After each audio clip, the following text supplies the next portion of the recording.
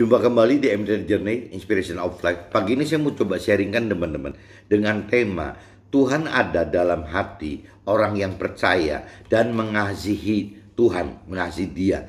Bukan dengan hanya perkataan saja, tapi juga dengan tindakan. Jadi untuk kita percaya Tuhan teman dan untuk mengasihi Tuhan itu kita tidak cukup hanya dengan mengenal akan firman Tuhan, mengerti akan firman Tuhan dengan memberitakan, dengan mengajarkan teori rohani. Itu tidak cuma cukup dengan perkataan begitu teman. Jadi kita apabila percaya dan mengasihi Tuhan itu harus dengan tindakan teman. Bagaimana kita melakukan firman Tuhan, tidak cuma cukup dengan perkataan saja. Nah, untuk mampu melakukan firman Tuhan itu kan banyak teman, syarat-syarat yang harus kita lalui, dari mulai kemauan untuk mengenal firman, dari mulai kemampuan untuk mengerti firman, dari mulai kemampuan melakukan firman Tuhan. Itu semua kalau tidak ada dasar dari di dalam manusia itu ada 3 unsur, tubuh, jiwa, roh, di mana roh kita adalah tempat bait-baitnya Tuhan Allah gitu, rohnya Tuhan Allah, rohnya Tuhan gitu. Nah, ini nanti akhirnya roh Tuhan tidak bisa hidup di dalam kita teman. Apabila roh Tuhan tidak dapat hidup di dalam kita tidak ada kemampuan teman, tidak ada kuasa yang dari Tuhan untuk bikin kita mampu mengerti firman Tuhan dan tidak mampu melakukan firman Tuhan teman. Nah, ini nanti kita coba kupas di dalam draft ini supaya teman-teman tahu bahwa harus ada kuasa dari Tuhan teman. Yaitu kuasa yang dari Tuhan Allah itu ya berarti kuasanya roh Tuhan itu teman-teman.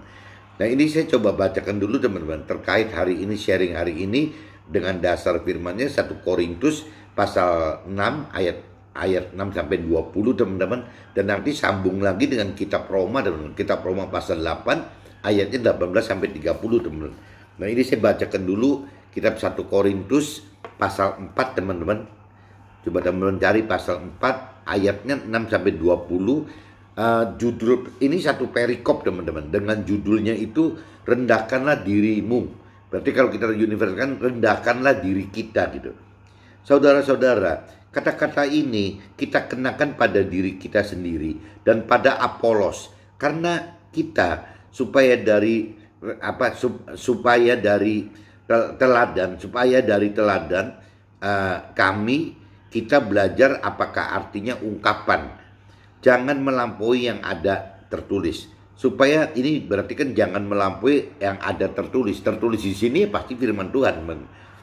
Jangan melampaui yang ada tertulis, supaya jangan ada di antara kita yang menyombongkan diri dengan jalan mengutamakan yang satu daripada yang lain gitu. Sebab siapakah yang menganggap kita begitu penting, dan apakah yang kita punyai yang tidak kita terima? Dan jika kita memang menerimanya, mengapakah kita memegahkan diri gitu, seolah-olah kita tidak menerimanya? Kita telah kenyang, kita telah menjadi kaya, tanpa kami kita telah menjadi raja. Alangkah baiknya kalau benar demikian, bahwa kita telah menjadi raja, sehingga kami pun terus menjadi raja dengan kita. Sebab menurut pendapatku, Allah memberikan kepada kita, para rasul, tempat yang paling rendah, sama seperti orang yang telah dijatuhi hukuman mati.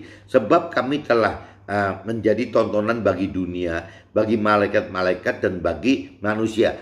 Nah, ini kalau kita simak pasal 9 ayat 9 teman-teman, ini dinyatakan bahwa apabila kita melakukan firman Tuhan, apabila kita belajar mengajarkan firman Tuhan, belajar memberitakan firman Tuhan, belajar menyaksikan firman Tuhan, konsekuensinya itu ya itu teman, seperti halnya di sini Paulus katakan di para rasul itu. Jadi ya kita kalau istilahnya memberitakan kesaksian hidup kita bersama Tuhan dalam firman Tuhan, konsekuensinya itu posisi kita itu akan direndahkan teman. Jadi posisinya di sini katakan Allah memberikan kami para rasul tempat yang paling rendah gitu. Jadi kita mesti siap teman, apabila kita melakukan firman, kita mengajarkan atau memberitakan firman, kita itu ya harus rendah hati teman. Ya rendah hati ya bahkan rendah diri gitu loh. Karena memang melakukan firman Tuhan adalah diposisikan ya seolah-olah di paling rendah, dan bahkan di sini gitu sama seperti orang-orang yang telah jatuh hukuman mati. Jadi sudah seperti orang yang divonis mati gitu.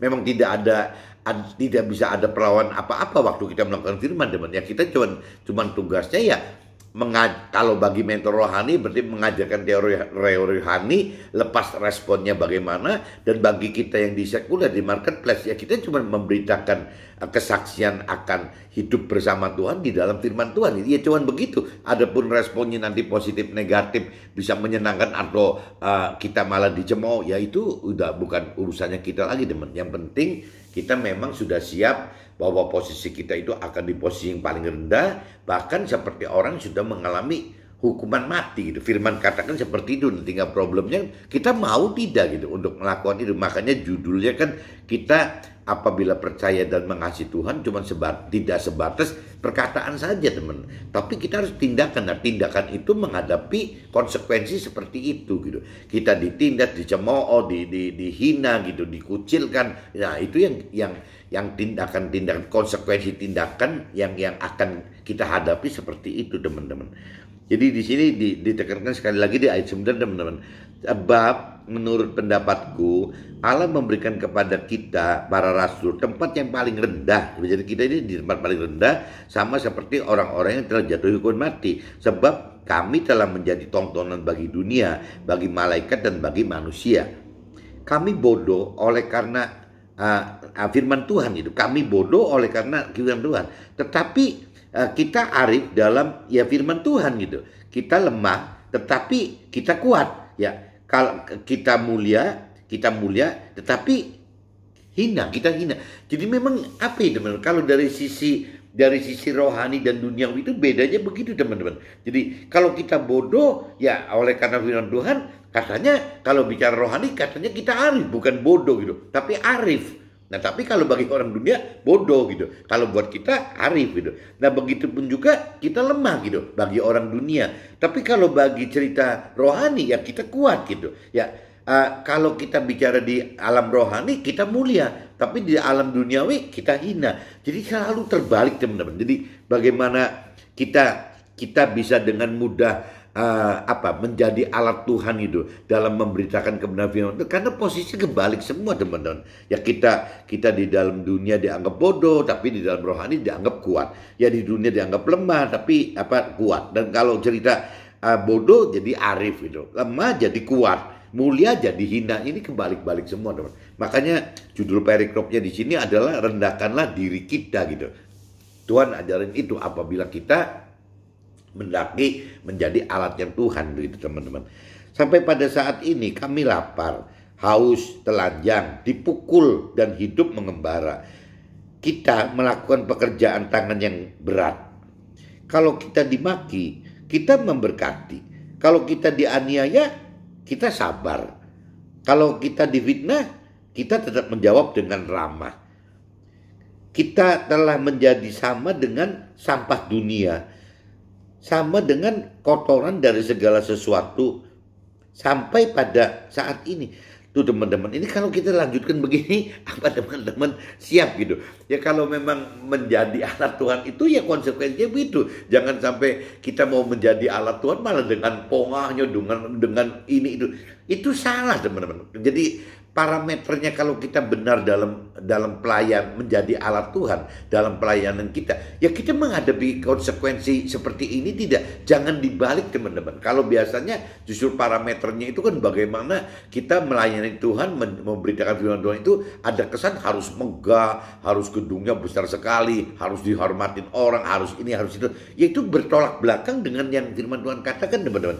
Jadi sekali lagi yang teman-teman camkan gitu, bahwa apabila kita menjadi alat Tuhan yang benar, ada tendensi, ada tanda-tanda, teman-teman.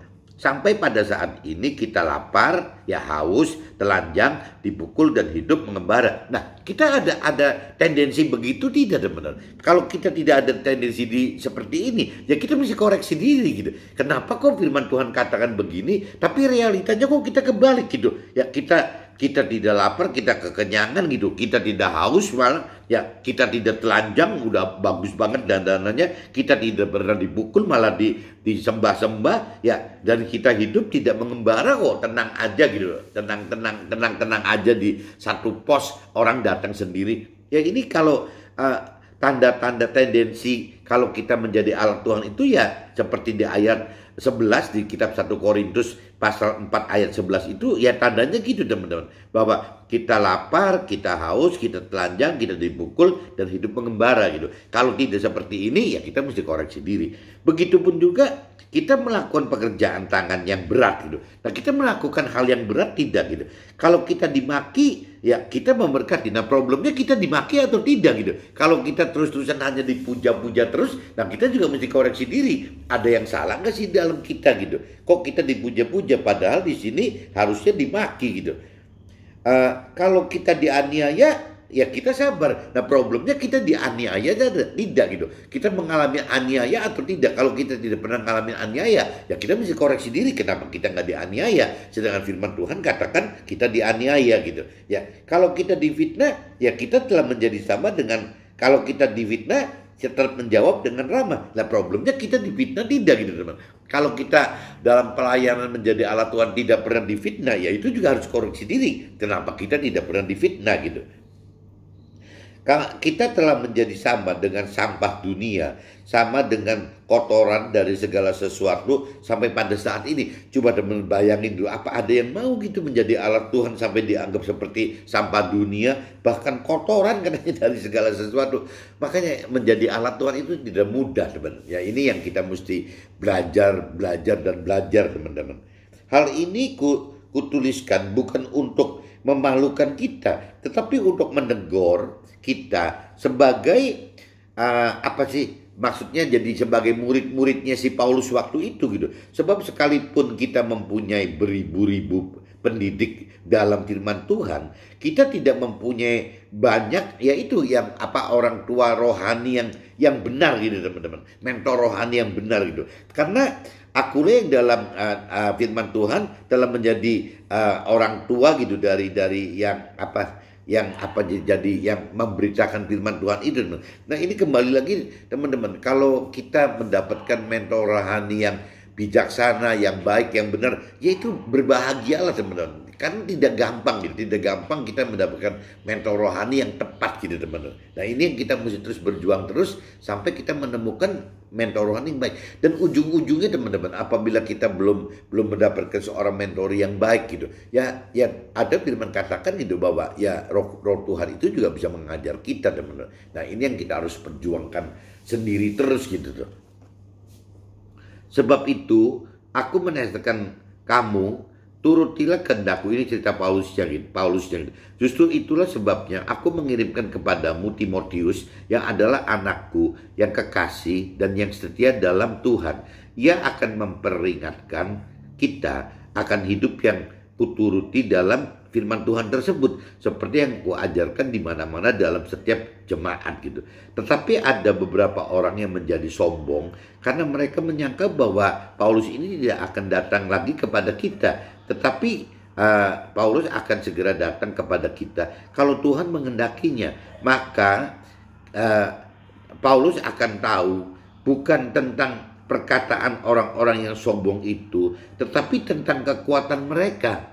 Nah, sebab kerajaan Allah bukan terdiri dari perkataan, tetapi dari kuasa. Nah ini teman-teman camkan nih, di ayat 20 itu juga kuncinya ada di situ teman-teman. Bahwa sebab kerajaan Allah bukan terdiri dari perkataan, tetapi dari kuasa, yaitu tindakan tadi teman-teman. Jadi bukan cuma ngomong doang gitu, tapi dengan cara tindakan kuasa melakukan firman Tuhan. Nah ujung-ujungnya melakukan firman Tuhan itu, ujungnya itu mengajarkan firman Tuhan teman-teman. Kalau melakukan firman Tuhan itu berhenti di pribadi kita, bagaimana kita pribadi melakukan firman Tuhan. Tapi apabila masuk ke dalam mengajarkan firman Tuhan, atau mungkin kalau kita bukan mentor rohani berarti memberitakan firman Tuhan lewat kesaksian hidup kita bersama Tuhan dan firman Tuhan. Nah itu berarti kan bukan hanya kita yang melakukan, tapi orang lain sesama kita yang kita beritakan bahwa ada Tuhan, keberadaan Tuhan Allah secara pribadi, maupun keberadaan akan firman Tuhan, berita dan berita firman Tuhan bahwa kita kalau ingin hidup benar seperti ini. Jadi yaitu kembali lagi bukan cuma dengan perkataan teman-teman, tapi kita harus dengan kuasa. Nah, kuasa siapa ya? Kuasa Roh Tuhan tadi gitu. Kalau kita tidak menghidupkan Roh Tuhan di dalam kita, ya pasti kita nggak ada kuasa. Nggak ada kuasa, ya pasti nggak ada tindakan. Nanti akhirnya percaya dan mengasihi itu cuman ngomong doang gitu loh, nggak sampai di benar-benar realita bahwa kita percaya dan mengasihi. Karena bentuk percaya dan mengasihi kepada Tuhan itu adalah yang melakukan firman Tuhan, teman. Tidak ada cara lain, harus bertindak dengan melakukan firman Tuhan, baru kita bisa katakan bahwa kita percaya dan mengasihi Tuhan. Intinya itu, teman-teman. Apakah yang kita kendaki? Haruskah aku datang kepadamu, Paulus maksudnya, dengan cambuk atau dengan kasih dan dengan hati yang lemah lembut? Nah, ini Paulus ngancam begitu. Apakah dia harus datang mengajar itu dalam bentuk yang dengan cambuk, dengan keras gitu, atau cuma cukup dengan kasih dan hati yang lemah lembut? Ya pasti kalau kita suruh milih, ya pasti kita minta dengan hati yang lemah lembut, teman. Intinya itu. Nah, ini saya sudah baca di kitab 1 Korintus, teman-teman, pasal 4 ayat 6 sampai 20. Intinya seperti itu, bahwa kalau kita percaya dan mengasihi Tuhan itu tidak cuma cukup dengan perkataan saja, teman, tapi harus dengan tindakan. Di mana tindakan itu harus ada kuasa. Nah, kuasa siapa? Ya kuasa dari Tuhan. Nah, kuasa Tuhan yang diberikan oleh kita adalah kuasa yang berupa Roh Tuhan yang ada di roh kita gitu. Nah, untuk kita bisa tahu bahwa kita itu ada roh Tuhan, ya kembali lagi, teman, manusia itu harus tahu bahwa kita ini tidak seperti orang dunia hanya tahu bahwa kita terdiri dari tubuh dan jiwa, tapi kita harus tahu bahwa kita ini terdiri dari tubuh, jiwa dan roh gitu. Nah, ini unsur roh ini harus dihidupkan karena roh kita ini adalah bait atau rumah atau tempat si roh Tuhan kita standby gitu di dalam kita. Jadi intinya harus kita ada kedalaman pengenalan pengertian akan ini dulu, teman, bahwa di dalam kita ini ada bukan cuma sekedar tubuh dan jiwa, tapi ada unsur roh. Nah, setelah itu baru Tuhan nanti memberi kemampuan mengerti bahwa di dalam kita itu ada kuasa, di mana kuasa itu bentuknya roh Tuhan, di mana roh Tuhan itu ditempatkan oleh Tuhan di dalam roh kita. Jadi ngegandeng seperti itu, teman-teman. Ini saya sudah bacakan di kitab Korintus, intinya itu. Nah, coba teman-teman sekarang masuk ke kitab Roma, teman. Kitab Roma pasal 8, teman-teman. Kitab Roma pasal 8, ayatnya 18 sampai 30, teman-teman. Judul perikopnya, teman-teman, pengharapan anak-anak Allah gitu. Jadi pengharapan murid-murid Allah, Tuhan. Pengharapan jadi umatnya Tuhan gitu. Intinya judulnya itu, teman. Sebab aku yakin bahwa penderitaan zaman sekarang ini tidak dapat dibandingkan dengan kemuliaan yang akan dinyatakan kepada kita. Ini ayat 18, teman, belum baru buka aja udah katakan begitu gitu. Sebab aku yakin bahwa penderitaan zaman sekarang ini tidak dapat dibandingkan dengan kemuliaan yang akan dinyatakan kepada kita. Berarti sini udah satu tanda, teman, bahwa melakukan firman Tuhan itu pasti akan menghadapi konsekuensi seperti itu, teman. Jadi ngalami penderitaan, teman-teman. Jadi di kitab Roma pasal 8 ayat 18 baru setat di perikop ayat pertama saja, ya firman Tuhan sudah katakan bahwa yang namanya sebab aku yakin bahwa penderitaan zaman sekarang ini tidak dapat dibandingkan dengan kemuliaan yang akan dinyatakan kepada kita. Berarti melakukan firman Tuhan, teman, pasti menghadapi penderitaan gitu. Seperti tadi di kitab 1 Korintus pun pasal 4 sudah dijelaskan. Nah, kembali lagi, teman, apakah kita mengalami penderitaan enggak gitu waktu kita melakukan firman Tuhan? Kalau seandainya kita tidak mengalami penderitaan, justru kita mesti koreksi diri, teman-teman. Ya ada yang salah gitu, ada yang salah. Melakukan firman Tuhan itu harusnya alami penderitaan gitu. Enggak mungkin enggak, harus mengalami penderitaan. Nah, problemnya kan kalau kita percaya dan mengasihi Tuhan dengan ingin kita wujudkan dalam tindakan melakukan firman Tuhan, kalau kita udah takut menderita, ya akhirnya kita bagaimana bisa katakan bahwa kita percaya dan mengasihi Tuhan gitu? Ya kita menghindar dari percaya dan mengasihi Tuhan karena konsekuensinya menderita tadi, teman-teman. Sebab dengan sangat rindu seluruh makhluk menantikan saat anak-anak Allah dinyatakan, karena seluruh makhluk telah ditaklukkan kepada kesia-siaan, bukan oleh kehendaknya sendiri, tetapi oleh kehendak Dia, kehendak Tuhan itu yang telah menaklukkannya. Tetapi dalam pengharapan Karena makhluk itu sendiri juga akan dimerdekakan dari perbudakan kebinasaan dan masuk ke dalam kemerdekaan kemuliaan anak-anak Allah gitu. Sebab kita tahu bahwa sampai sekarang segala makhluk sama-sama mengeluh dan sama-sama merasa sakit bersalin gitu. Ya, dan bukan hanya mereka saja, tetapi kita yang telah menerima karunia sulung roh, kita juga mengeluh dalam hati kita sambil menantikan pengangkatan sebagai anak, yaitu pembebasan tubuh kita. Jadi ya itu kembali lagi teman, ciri-cirinya kita melakukan firman Tuhan ya seperti itu teman. Nah, kita melakukan firman Tuhan karena kita percaya dan mengasihi Tuhan. Tuhan udah dari awal udah katakan bahwa kalau percaya dan mengasihi Tuhan itu jangan cuma dengan perkataan tapi dengan kuasa gitu. Nah, kuasa ya melakukan tindakan teman-teman. Yaitu kembali lagi kalau kita tidak memiliki kedalaman akan firman Tuhan, kita tidak punya kemampuan mengerti firman Tuhan, kita tidak mampu melakukan firman Tuhan, rasanya jadi susah teman-teman. Jadi akhirnya kita percaya dan mengasihi Tuhan itu dalam bentuk perkataan saja teman-teman, bukan dalam tindakan. Kalau dalam tindakan ya kita akan mengalami hal-hal seperti tadi, penderitaan, bahkan seperti sudah menjadi orang mati, bahkan bisa dianggap sampah, dianggap oleh kotoran. Tadi di kitab Korintus kan 1 Korintus pasal 4 kan dikatakan begitu teman-teman. Jadi konsekuensi ikut melakukan firman Tuhan seperti itu teman-teman.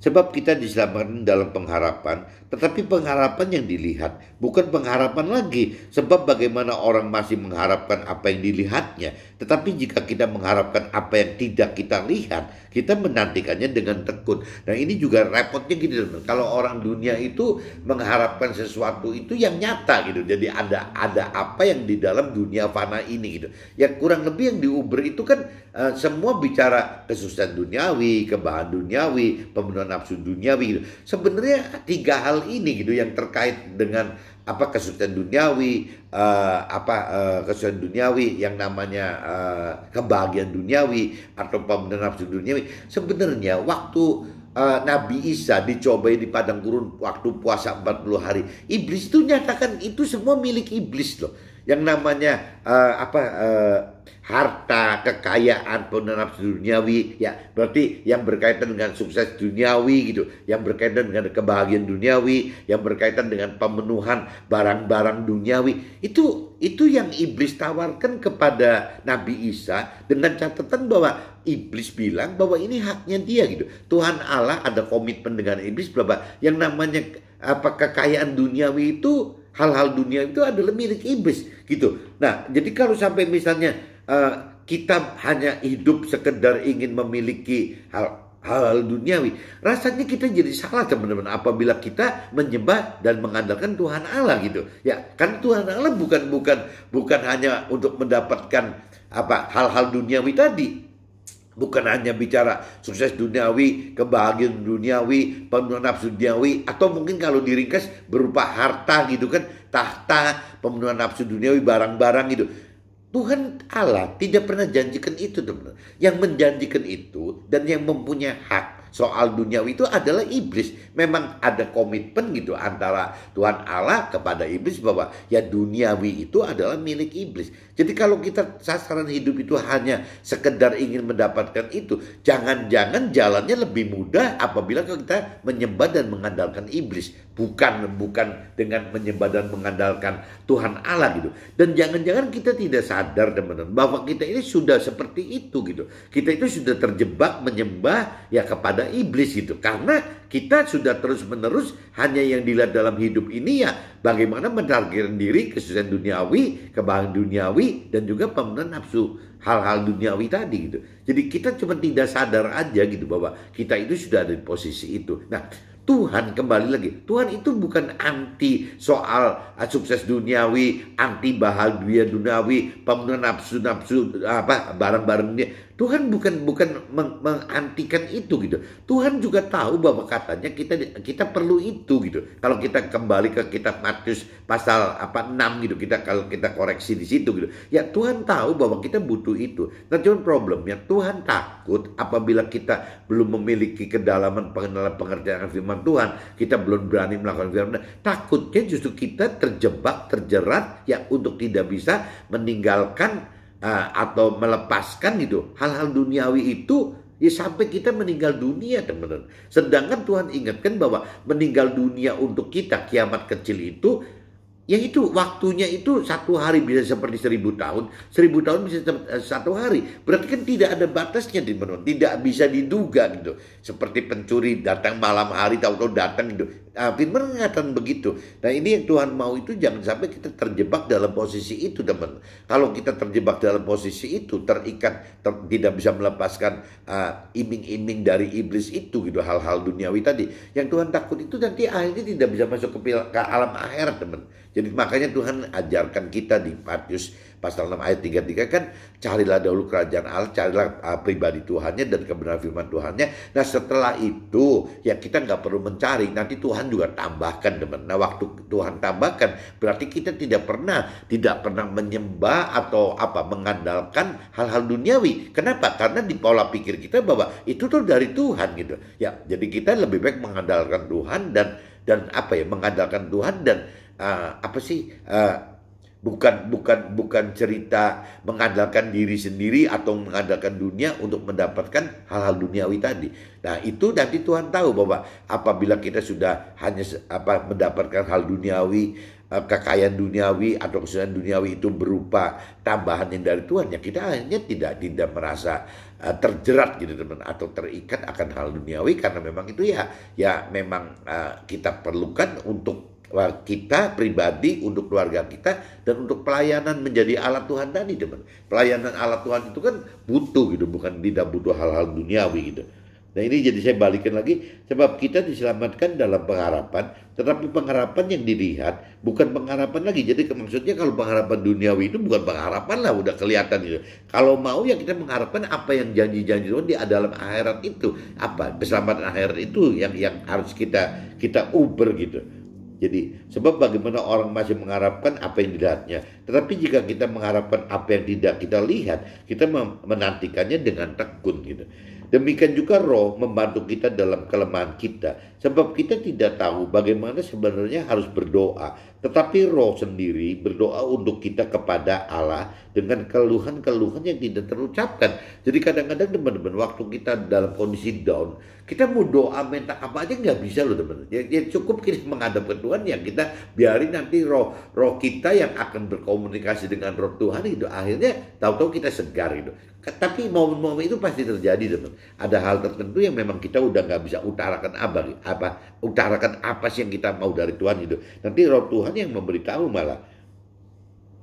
Dan Allah yang menyelidiki hati nurani mengetahui maksud Roh itu, yaitu bahwa ia sesuai dengan kehendak Allah berdoa untuk orang-orang yang kudus gitu.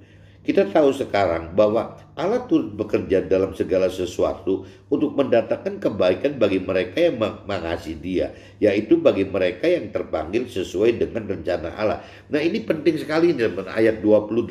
Jadi kita promo pasal 8 ayat 28 itu kita tahu sekarang bahwa Allah turut bekerja dalam segala sesuatu. Berarti dalam hidup kita, teman-teman, Allah itu bekerja, Tuhan Allah itu bekerja dan tahu, teman-teman. Ya apa yang terjadi, apa yang jadi Tuhan gampangnya mengontrol hidup kita. Tuhan mengendalikan hidup kita, baik dalam keadaan suka duka, dalam keadaan gagal atau berhasil, semua gitu. Jadi teman-teman harus sadar bahwa ada Tuhan di dalam kita yang setiap saat itu turut bekerja di dalam kita, teman-teman. Nah cuman ini ada syaratnya, teman-teman. Ya ada syaratnya gitu. Kita tahu sekarang bahwa Allah turut bekerja dalam segala sesuatu untuk mendatangkan kebaikan bagi kita yang mengasihi Dia. Nah problemnya kita mengasihi Dia atau tidak, yaitu bagi mereka yang terpanggil sesuai dengan rencana Allah. Jadi kuncinya gitu, teman-teman. Ya kita mengasihi Tuhan enggak? Kalau kita tidak mengasihi Tuhan, ya Tuhan tidak bisa turut bekerja dalam segala sesuatu dengan kita gitu. Kalau kita mengasihi Tuhan, ya pasti Tuhan akan bekerja dalam hal segala sesuatu bersama kita. Nah, kalau kita mengasihi Tuhan, ya kembali lagi ya kita berani nggak percaya untuk taat melakukan perintah dan peraturan Tuhan, teman-teman. Agar kita terpanggil sesuai dengan rencana Allah gitu. Sebab semua orang yang dipilihnya dari semula, mereka juga ditentukannya dari semula ya untuk menjadi serupa dengan gambaran anaknya. Berarti gambaran, kalau dalam hal ini cerita gambaran si Nabi Isa gitu, supaya ia Nabi Isa itu menjadi yang sulung di antara banyak saudara di antara kita gitu. Dan mereka yang ditentukannya dari semula, mereka juga dipanggilnya dari semula, dan mereka juga yang dipanggilnya, mereka itu juga dibenarkannya, dan mereka yang dibenarkannya itu mereka itu juga dimuliakan oleh Tuhan itu. Intinya gitu teman. Nah ini saya sudah bacakan di kitab 1 Korintus pasal 4 ayat 6 sampai 20 dan kitab Roma pasal 8 ayat 18-30 teman-teman. Nah saya coba masuk ke draft saya aja teman-teman, biarin lebih jelas teman-teman. Nah ini judulnya kan tadi teman-teman, Tuhan ada dalam hati orang yang percaya dan mengasihi Tuhan gitu. Kalau sampai kita tidak percaya dan tidak mengasihi Tuhan, ya susah teman-teman. Ya nggak bisa ada dalam hidup kita itu, tidak bisa ada Tuhan yang hidup gitu tuh. Nah jadi di sini juga diinginkan tema ini bahwa kalau kita mau menghidupkan percaya dan mengasihi Tuhan, ya dan bentuknya itu tidak cuma dengan perkataan saja, tapi juga dengan tindakan, dengan perbuatan gitu. Nah, kitab 1 Korintus teman-teman pasal 4 ayat 20. Sebab kerajaan Allah bukan terdiri dari perkataan, tetapi dari kuasa. Nah, ini ayat ini teman 1 Korintus 4 pasal 20 ini, sebab kerajaan Allah bukan terdiri dari perkataan tetapi dari kuasa. Ini saya pernah bahas dengan Pak Joshua pada tanggal 9 Mei gitu, tahun 2021 teman-teman. Ya berarti hampir tahun lalu gitu ya.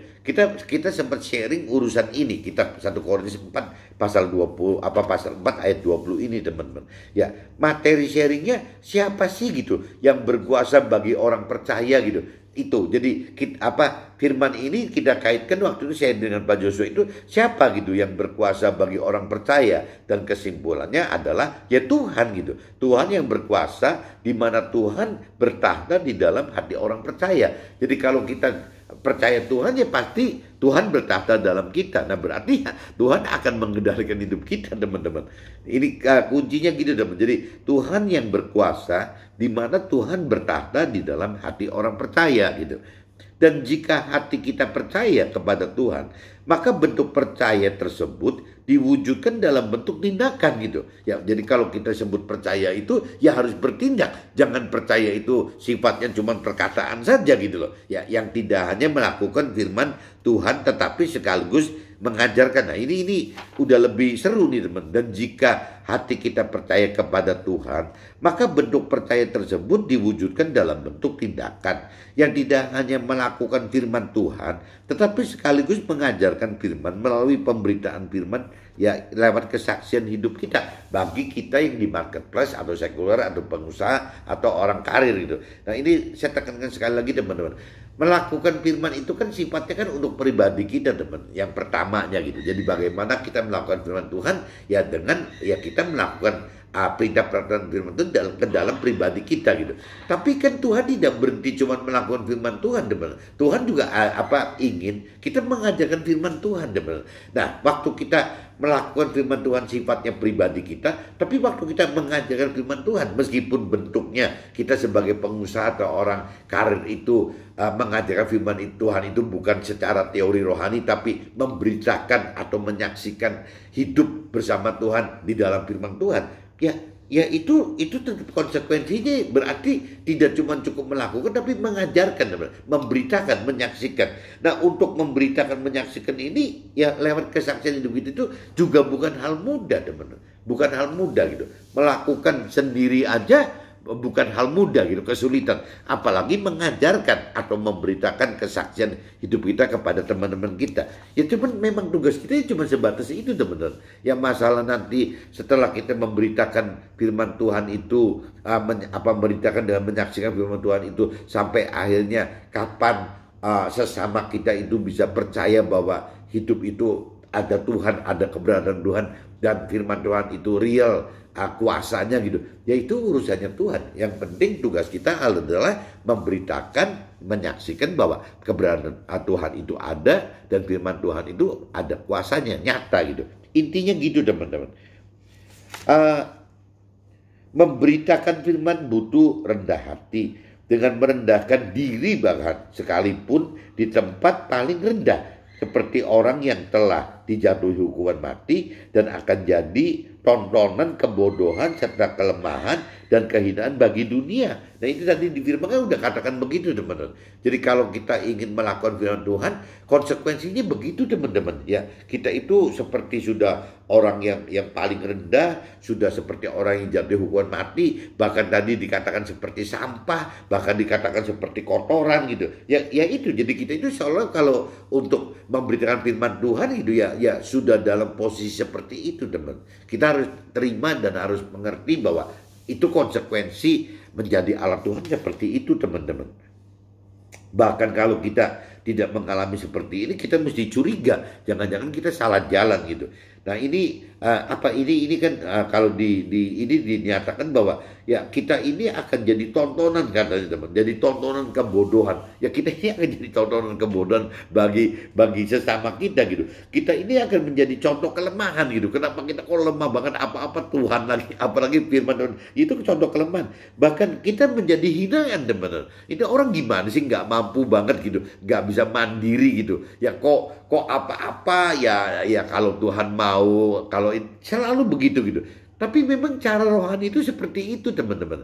Jadi cara rohani itu memang bukan mengandalkan diri sendiri tapi mengandalkan Tuhan gitu. Nah untuk mengandalkan Tuhan ini paling dibenci oleh orang dunia. Karena dunia itu menghendaki orang itu bisa mandiri, orang itu bisa mengandalkan diri sendiri gitu. Memang dari kita kecil secara dunia juga diajarkan itu teman. Mungkin kalau kalau bicara hubungannya antar manusia, ya prinsip-prinsip bagaimana mandiri itu ya tidak salah-salah banget sih gitu. Tapi kan mestinya orang tua itu mengajarkan ya kalau ke manusia memang tidak perlu mengandalkan manusia, tidak perlu mengandalkan diri sendiri. Tapi kalau bicara dari sisi rohani, ya kita harus mengandalkan Tuhan. Nah, pengajaran masalah mengandalkan Tuhan ini ya kadang-kadang kurang teman. Jadi akhirnya orang dunia lebih baik mengajarkan keturunannya itu bagaimana untuk hidup bisa mengandalkan diri sendiri dan mengandalkan jadi kekuatan diri sendiri tadi teman-teman. Jadi tidak perlu harus mengandalkan Tuhan, tidak memerlukan janji-janji Tuhan gitu ya. Kita target sendiri aja. Orang dunia seperti itu teman-teman. Nah, selain kita percaya kepada Tuhan, firman dalam kitab Roma pasal 8 ayat 28, kita tahu sekarang bahwa Allah turut bekerja dalam segala sesuatu untuk mendatangkan kebaikan bagi mereka yang mengasihi Dia, yaitu bagi mereka yang terpanggil sesuai rencana Allah. Nah ini balik lagi di kitab Roma pasal 8:28 itu yang kita mesti garis bawahi teman-teman, bahwa ya kita tahu sekarang bahwa Allah turut bekerja dalam segala sesuatu untuk mendatangkan kebaikan bagi mereka yang mengasihi Dia.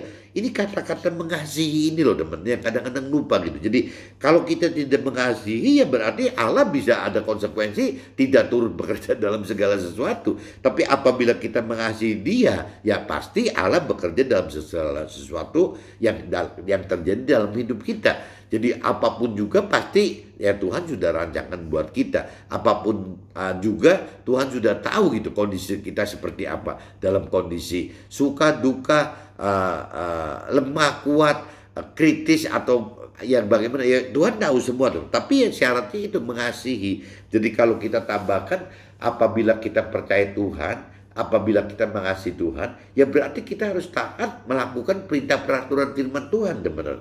Nah, untuk melakukan perintah peraturan firman Tuhan, ya butuh roh Tuhan gitu. Untuk bisa mampu mengerti dan mampu melakukan firman Tuhan. Nah, untuk bisa urutannya kalau kita balik, untuk mampu melakukan, mampu mengerti, untuk mengenal gitu. Ya semua itu dasarnya kan dari kembali lagi kita mau belajar enggak gitu untuk mau mengenal Tuhan itu siapa, firman Tuhan itu siapa. Tanpa ada pengenalan di awal begitu ya nggak bisa teman-teman.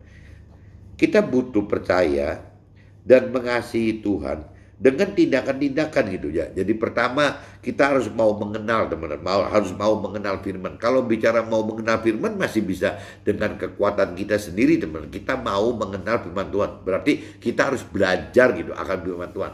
Kita harus mencari mentor rohani untuk pendalaman kitab suci kita tentang firman-firman Tuhan. Itu masih bisa dasarnya dari kemauan kita, teman-teman, kemauan kita, karena Tuhan dalam hal kemauan itu tidak bisa memaksa, teman. Jadi kalau bicara kemauan itu kan hak independen manusia yang Tuhan beri supaya manusia tidak menjadi robot gitu loh. Jadi kemauan itu ya adanya di manusia sendiri.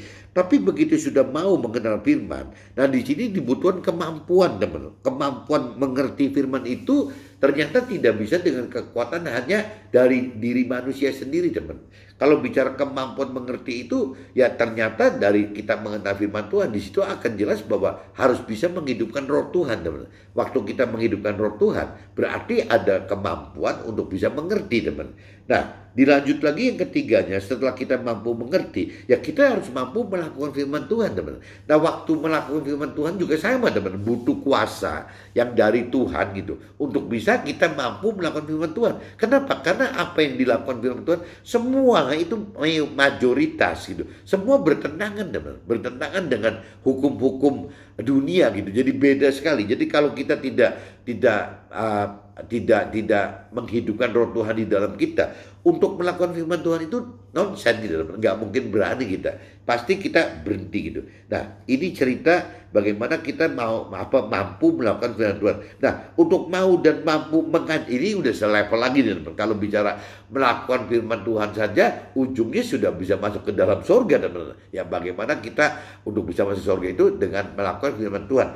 Tapi kembali lagi, teman, apabila kita korek gitu ya, apa sih maunya Tuhan? Tuhan itu tidak berhenti hanya kita mau melakukan firman Tuhan, tapi Tuhan juga mau kita mengajarkan firman Tuhan, teman. Berarti yang keempat itu bagaimana kita mau dan mampu mengajarkan firman Tuhan itu. Nah, waktu kita mau dan mampu mengajarkan firman Tuhan, konsekuensi mengajarkan firman Tuhan itu beda dengan melakukan firman Tuhan, teman. Kalau kita melakukan firman Tuhan itu konsekuensinya kita berhadapan dengan kita gitu. Tapi waktu kita mengajarkan firman Tuhan, konsekuensi itu tidak berhenti cuma antara kita ketemu kita, tapi masyarakat sesama itu ketemu dengan kita, teman. Yaitu nanti akhirnya ujung-ujungnya itu dicemooh, dihina, bahkan di seolah-olah diibaratkan ada di posisi yang paling rendah, teman-teman. Bisa dianggap kotoran gitu, bisa dianggap sampah. Seperti itu, teman-teman. Nah, ini konsekuensi yang paling berat itu yang nomor 4, teman. Mau dan mampu gitu mengajarkan firman ya agar dapat menjadi serupa dan gambaran Nabi Isa gitu, yang waktu awalnya itu ya Nabi Isa atau Yesus itu gitu. Apakah kita bisa nggak gitu jadikan Nabi itu sebagai sulung, Nabi Isa itu sebagai sulungnya dari kita sendiri gitu. Nah, ini tidak mudah, teman. Jadi urutannya kalau kita pengen kita percaya dan mengasihi Tuhan itu jadi urutannya tidak berhenti cuma 3, teman. Tidak cuma bicara mau mengenal karena memang independen kita, mampu mengerti, tidak cuma cukup begitu ya, tidak cuma dengan perkataan tapi harus dengan perbuatan, dengan tindakan dan dengan kuasa gitu. Berarti kita masuk melakukan firman Tuhan, tapi ujung-ujung akhirnya bukan cuma melakukan tapi mengajarkan, teman. Nah, mengajarkan ini yang saya selalu katakan ya, bagi mentor rohani mungkin tepat gitu istilah mengajarkan firman Tuhan, tepat karena mengajar teori rohani, termasuk mentor rohani mengajar kita gitu teori rohani. Tapi kalau bicara kita sebagai orang di marketplace, ada di sekuler, dunia sekuler gitu, ya kita berarti pengusaha atau orang karir. Nah, orang pengusaha dan orang karir itu tidak mampu mengajarkan, teman. Karena memang tidak punya talenta mengajarkan, tidak dididik untuk mengajarkan. Ya berarti kita hanya bisa memberitakan firman Tuhan, memberitakan kesaksian hidup kita bersama Tuhan ya di dalam firman Tuhan itu. Bersama Tuhan berarti kita percaya bahwa ada Tuhan, keberadaan Tuhan, dan firman Tuhan itu adalah ya kuasa gitu, kuasa dari Tuhan untuk kita mendapat peta ya, untuk peta menuju keselamatan akhirat nanti gitu. Kalau Tuhan kan jadi kayak kompasnya, teman. Jadi kita butuh dua-duanya. Kita butuh peta yaitu firman Tuhan, dan kita juga butuh kompas sebagai ya roh Tuhan itu untuk bisa kita nyampe ke rancangan dan kehendak Tuhan gitu. Harus seperti itu, teman-teman. Jika hati kita tergerak gitu, ini jadi apakah kita dipanggil Tuhan nggak gitu, dan jadi undang Tuhan. Sebetulnya simpel banget, teman-teman. Ya, jika hati kita tergerak percaya dan mengasihi Tuhan, maka kita sudah ada dalam ketentuan dan juga dipanggil serta dibenarkan, bahkan kita ini juga akan dimuliakan Tuhan di posisi tinggi di dalam surga sebagai tim sekerja Tuhan. Nah ini teman-teman jangan sanksi teman-teman. Jadi jangan, oh saya sih tidak terpanggil loh, saya tidak. Nggak bisa teman-teman. Apabila hati kita, benar-benar hati kita ini tergerak percaya dan mengasihi Tuhan, maka kita sudah ada dalam ketentuan dan juga dipanggil serta dibenarkan. Bahkan kita ini juga akan dimuliakan Tuhan di posisi tinggi di dalam surga sebagai tim sekerja Tuhan. Ini jadi teman-teman nggak bisa alasan lagi teman-teman. Jangan sampai punya alasan bahwa saya tidak dipanggil Tuhan, itu salah teman-teman. Apabila kita seperti saya sendiri ngalami sampai usia umur 40-an, 47 itu saya tidak tergerak gitu. Tidak tergerak hati saya untuk Tuhan. Ya 47 baru tergerak teman-teman. Tergerak bahwa ya ini berarti saya dipanggil kan istilahnya. Nah teman-teman kalau misalnya dari bayi atau dari muda sudah ada di dalam kondisi terima Tuhan, ya itu juga udah satu bukti bahwa dipanggil. Nah problemnya itu ya jangan berkeras hati teman, jangan berkeras hati ngotot bahwa kita nggak dipanggil loh gini-gini. Ya jelas gitu. Kecuali kalau kita hidup di pendalaman yang tidak ada firman Tuhan, tidak ada bicara soal Tuhan Allah gitu ya, itu kan ceritanya beda teman-teman. Tapi kalau kita ini ya cara-cara ciri-ciri Tuhan memanggil kita, mengundang kita itu ya seperti ini teman. Kita dilahirkan dalam kondisi yang bertepatan, ada peluang untuk bisa percaya Tuhan dan mengasihi Tuhan teman. Nah kalau kita sudah ada peluang percaya dan mengasihi Tuhan, ya kita jangan sampai punya alasan bahwa kita ini tidak dipanggil, kita ini tidak diundang gitu, kita ini tidak dipilih. Salah teman-teman. Ya jelas Tuhan sudah memanggil kita, mengundang kita selama berkaitan dengan, ada kaitan dengan Tuhan Allah gitu dan firman Tuhan Allah. Lepas kita sekarang sudah ada di dalam hidup di dalam bersama Tuhan dan firman Tuhan atau belum. Tapi jelas itu adalah panggilan, undangan bagi kita teman-teman. Nah tinggal problemnya kalau bicara dipilih itu adalah haknya, kembali lagi hak independen dari manusia itu teman-teman. Jadi jangan sampai kita cuma terjebak, ya kita sepertinya tidak dipilih loh kita pasti dipilih dong, udah pasti diundang dan dipanggil gitu. Ya harusnya dipilih, asal kita tidak mengeraskan hati kita teman-teman. Ya asal ada pengertian, asal kita memang percaya benar-benar ke Tuhan. Apabila kita mengasihi Tuhan, ya kita harusnya ya dipilih. Ya dipilih karena ya dari hal-hal tertentu kita sudah diperkenalkan dengan Tuhan gitu, dengan ya tadi yang lahir dalam keluarga yang sudah bertuhan, ya dalam komunitas yang bertuhan, atau tergerak oleh dorongan karena firman Tuhan, tergerak karena kesaksian ya dari teman-teman yang lain. Ya seperti itu teman-teman. Nah tinggal kita jangan terlalu mengeraskan hati, jangan degil. Ya kita harus tetap yang tadi dikatakan, harus mau mengenal awalnya, mau mengenal firman Tuhan, harus mampu mengerti firman Tuhan, harus mampu melakukan firman Tuhan, harus mau dan mampu mengajarkan firman. Itu tingkatannya kan seperti itu teman-teman, untuk bisa maksimal gitu mencapai apa yang Tuhan harapkan, rancangan bagi kita. Mudah-mudahan bisa ditangkap teman-teman. Jadi kembali lagi, Tuhan ada dalam hati orang yang percaya dan mengasihi Tuhan, bukan dengan hanya perkataan saja, tetapi harus dengan tindakan yang tadi Romawi 1, 2, 3, 4, yaitu mau mengenal firman, mampu mengerti firman, mampu melakukan firman Tuhan, dan mau dan mampu mengajarkan firman Tuhan kepada sesama. Oke teman-teman, see you, bye-bye.